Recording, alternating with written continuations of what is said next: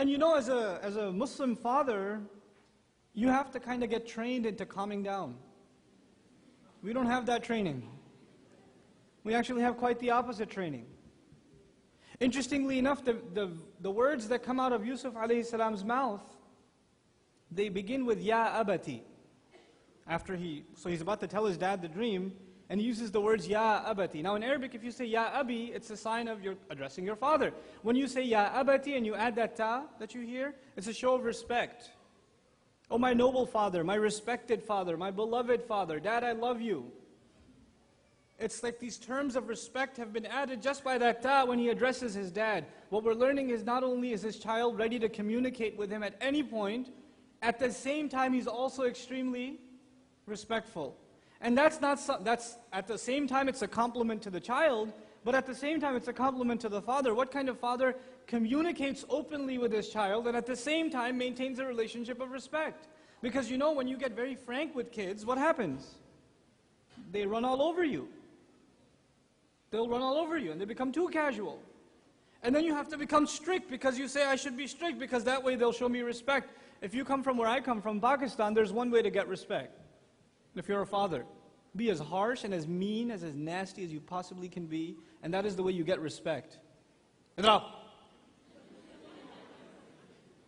You never hear your name said nicely. If your name is Abdullah, you don't never hear that say, Abdullah, could you come here? Abdullah! And you better show up looking all scared. You can't smile. If you're smiling at your dad, you're like, what? What is this? What are you looking at? Being angry, whether you're, and by the way, this isn't just for Pakistanis, even though we're awesome at it. Right? It's parents, although Muslim parents are generally very harsh. And they think that's what you're supposed to be. You're supposed to be disciplinaries. Especially the father should be tough. So when he walks into the house, there should be absolute silence. Everybody should drop what they're doing. Dad's here. You know? Like everything's going well in the house, everybody's playing around, things are happening, and Dad's in the driveway. Huh? Sit still. Don't look around. You know, there's that culture. What Yaqub alayhi salam is teaching us is the opposite. This child is most comfortable talking to his father. Even about a dream. Even about a dream. And when he addresses him, he commands this respect. What I'm trying to get at is, we thought the formula for getting respect from your kids is being harsh and mean. Being loud. Being scary. That would be the way I will get the respect of my kids. Maybe that worked in Pakistan. Maybe that worked in Cairo. Maybe that worked in Palestine. Maybe that worked in Syria and in Bangladesh. It ain't working here. This here is America. It ain't working here. And you've already tried it and it hasn't worked. And then you come to the Imam and say, my teenage boy doesn't listen to me. What should I do?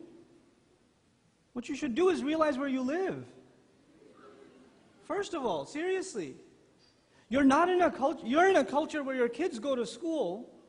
Your kids go to school and they go with other non-Muslim children who, when they address their mom, they don't say mom, they say, Samantha, come here. That's what they do. It's normal for them. That's normal for them.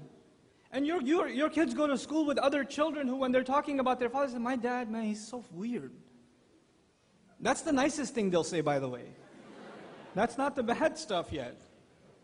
And kids talk about their parents just like they're talking about some idiot.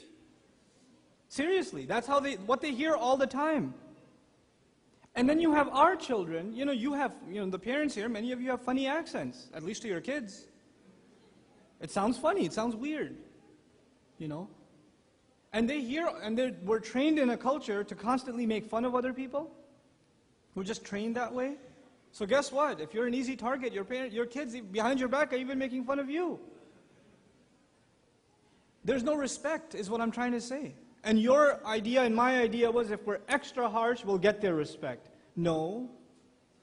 If you're open, if you're a genuine friend to your children, if you're a source of nurturing and protection for them, you will have their respect like nothing else will gain it. And you will maintain a communication with them that otherwise cannot be had. Subhanallah walhamdulillah wa la ilaha illallah. Subhanallah walhamdulillah wa la ilaha